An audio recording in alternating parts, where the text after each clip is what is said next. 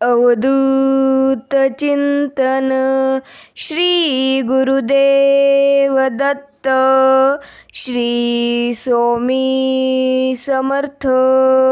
तर नमस्कार स्वामी भक्तांनो, आपलं स्वामी समर्थ महिमा या यूट्यूब चॅनलवरती स्वागत आहे। त्याआधी आपण आपल्या चॅनलवरती नवीन असाल तर आपल्या चॅनलला सबस्क्राईब नक्कीच करा। जीवन म्हणजे नेमकं काय तर जगण्याचा अर्थ नीट समजावून घेण्यासाठी तुम्ही 3 ठिकाणी आवर्जून भेट द्या। एक म्हणजे रुग्णालय, दुसरं तुरुंग आणि तिसरं म्हणजे स्मशानभूमी। जसं रुग्णालयात गेल्यावर तुमच्या लक्षात येईल की आपल्याला मिळालेल्या चांगल्या आरोग्या इतके या जगात सुंदर काहीच नाही। तुरुंगात गेल्यावर स्वातंत्र्याचे महत्त्व तुम्हाला समजेल। स्वातंत्र्य ही जगातील सर्वात मौल्यवान गोष्ट असल्याचे तुमच्या लक्षात येईल।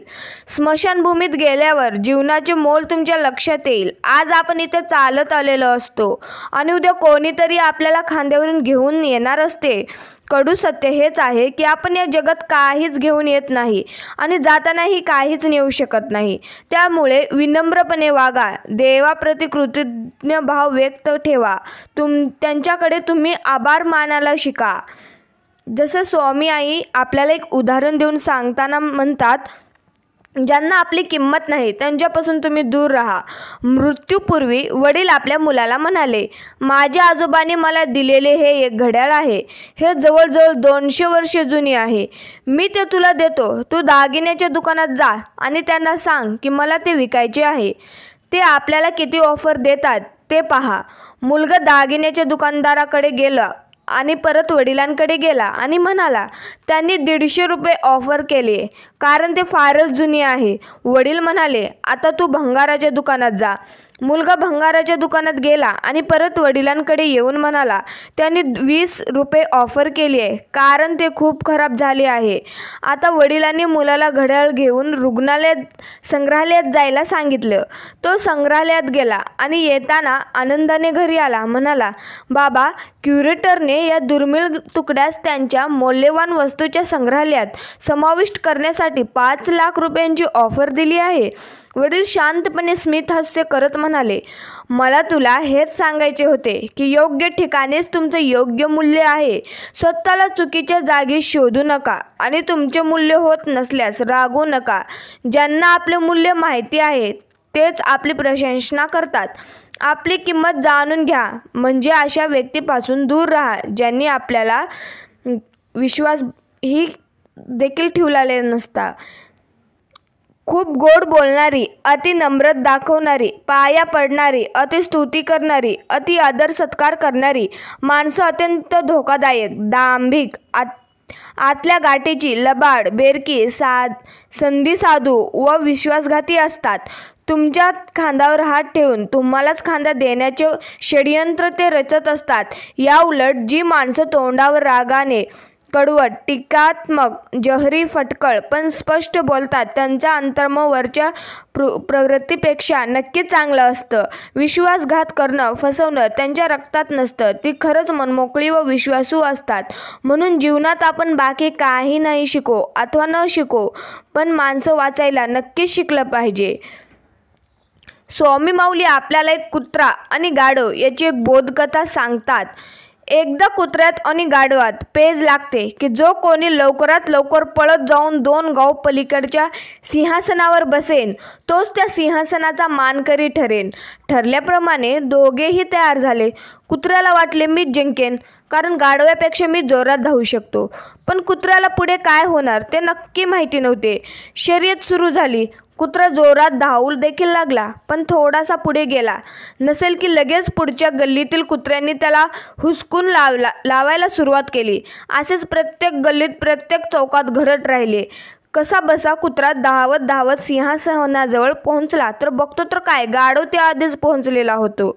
तिकडे गाढव शर्यत जिंकून तो राजा झालेला होतो आणि ते निघून निराश झालेला कुत्रा बोलला की जर माझ्याच लोकांनी मला मागे ओढले नसते तर आज मी गाढवाच्या जागी मी सिंहासनावर बसलेला असतो।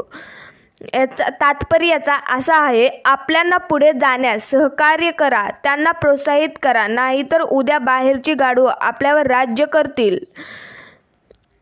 लक्ष्मी आणि विष्णू हे संवाद साधत होते तेव्हा लक्ष्मी माता म्हणते, जग सर्व पैशांवर चाललेले आहे. पैसा नाही तर काहीच नाही, म्हणून मलाच किंमत आहे. तेव्हा विष्णू म्हणतो, सिद्ध करून दाखव.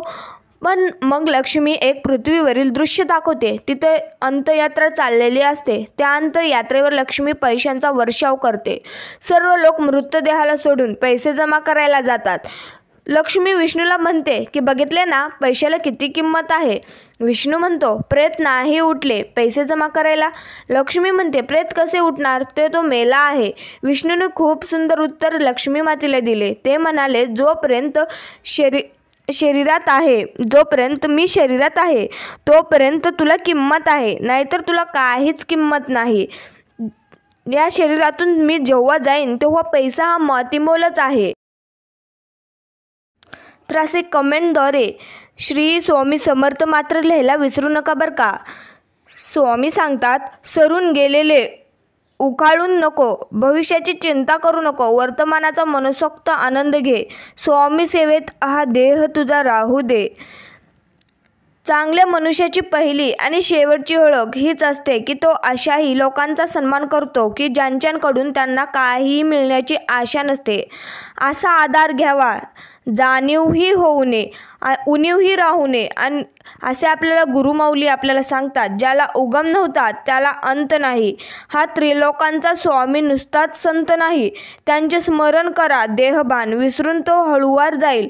मागून आणि कानात जाईल सांगून भिवू नकोस, मी तुझ्या पाठीशीच आहे.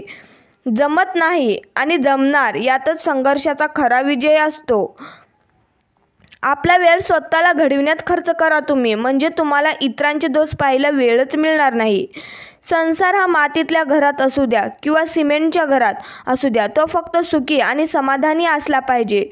गुरुकृपा झाली की जीवनातील कितीही अशक्य कोंडी असले तरी ते अलगदपणे सुटतात.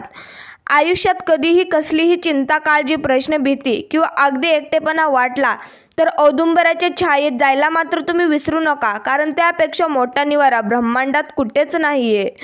हा देह ही कायम स्वरूपाचा नाही तर निश्वर गोष्टींचा का दुःख बाळगतो. जे हातून गेले ते तुझे नाही, जे मिळणार आहे ते दिव्य आहे. समाधानी राहा, सुखाच्या वाटा अलगद तुझ्या उघडतच जातील. स्वामी माऊली सांगतात, आत्मविश्वासाची ढाल मजबूत असेल तर जगाने तुमच्या खच्चीकरणासाठी कितीही उलाढाल करू द्या, काही फरक त्यातून तुम्हाला पडणार नाही. माणसाला एखादी गोष्ट करायची असेल तर मार्ग सापडतो आणि करायची नसेल तर कारणं आपोआपच सापडतात. सद्गुरू बोलतात, आपल्यासमोर जर वाईट माणूस येऊन जरी उभा राहिला तरी त्याच्यातील चांगला गुण तुम्ही घेतला पाहिजे. बाकी जे त्यांच्याकडे दुर्गुण आहेत त्याबरोबर भगवंत बघेल त्यांचे काम काय करायचे ते. अन्नपूर्णा जसा देवीची उपासना केल्यास घरात नेहमी सुख समाधानी येते. घरावर येणाऱ्या संकटापासून जसं सगळ्यांचा बचाव होतो तसेच संकटांना सामोरे जाण्याची आपल्याला शक्ती देखील मिळते. स्वामी माऊली सांगतात, चुकून जरी तोंडात श्री स्वामी समर्थ हा दिव्य मंत्राचा जप झाला तरीही न कळत दिवसभर आयुष्याकडून झालेले पाप क्षणार्धात जळून खाक होते. चला मग दिवसांची सुरुवात या मंत्रानेच आपण करूया. तर कमेंटद्वारे आम्हाला श्री स्वामी समर्थांचे मंत्र नक्कीच कमेंट करा. भगवंतांच्या नामाचा नाद लागला तर दुःखाची जाणीव नसल्यावर दुःख असले म्हणून बिघडले कुठे. ओळख्या रात्री जशी काठी आधार असते तसे संसारात नाम आहे. खळगे काठीच्या योगाने टाळता येत तसे मोह, लोभ इत्यादी संसारातल्या अडचणी नामाने समजतात आणि दूर करता देखील येतात. वास्तवाजवळ तूप ठेवले की ते वितळते, तसे नामाची शेगडी ठेवली की अभिमान वितळलाच पाहिजे. हाच नामाचा अनुभव असतो. पण लोक नामाबद्दल ऐकूनच घेत नाहीत. जर कोणी ऐकून घेतले तर ते बिंबवून घेत नाहीत, त्यांचे मन करीतच नाहीत.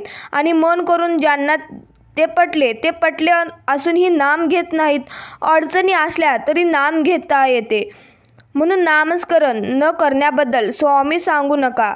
स्वामींना सबबी तुम्ही कधीच सांगू नका. सबब सांगितली की त्यापासूनच लबाडी उत्पन्न होते. लबाडीतून आळस उत्पन्न होतो आणि आळसाने सर्वनाश होऊन जाते. स्वामी माऊली आपल्याला सांगतात, आयुष्यात स्वामी आले, त्यांच्याशी नाते जुळले, सेवेची संगत लाभली, मनाची भीती कमी झाली, जीवनाचे सार्थक झाले, कितीतरी चांगले सेवकरी मिळाले, अध्यात्म काय असते थोडे थोडे समजू लागले, मन स्वामी नामात रंगू लागले, जीवनाचा प्रवास आनंदात सुरू झाला. पुढे काय होईल याची चिंता उरली नाही. जगी जन्म मृत्यू असे खेळ जातात हे लक्षात आले. अशक्य ही शक्य करणार कोण हे जाणवू लागले.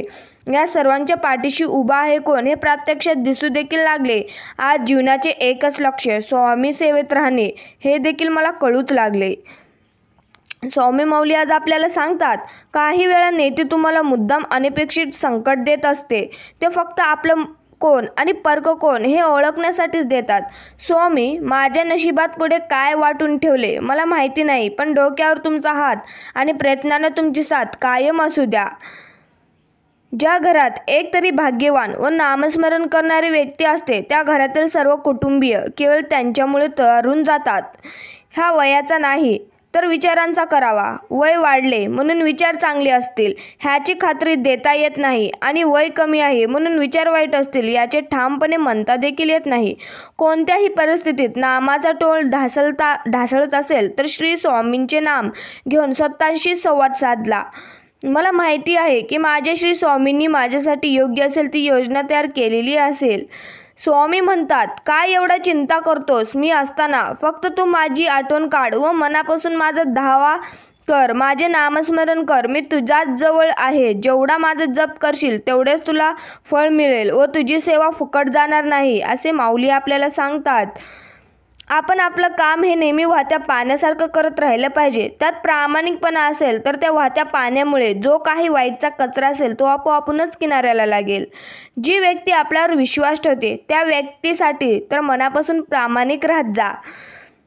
मी व्यक्तीचा चेहरा नाही त्यांचा संघर्ष बघतो. जितका मोठा संघर्ष होईल तुमचा विजय तितकाच रुबाबदार होईल. अंतःकरण कसा असता पवित्र सदा वाचावे गुरुचरित्र. स्वामी माऊली आपल्याला सांगतात, अपेक्षा स्वामींपासूनच ठेव, लोकांपासून नाही. अडचणीत असाल तर स्वामी तुला तारतील, एकटे असाल तर स्वामी सांभाळतील, मार्ग सापडत नसेल तर ते दाखवतील देखील, रडत असाल तर अश्रू पुसतील. फक्त स्वामींवर तुझी श्रद्धा ठेव आणि तू निसंकोचपणे सेवा कर.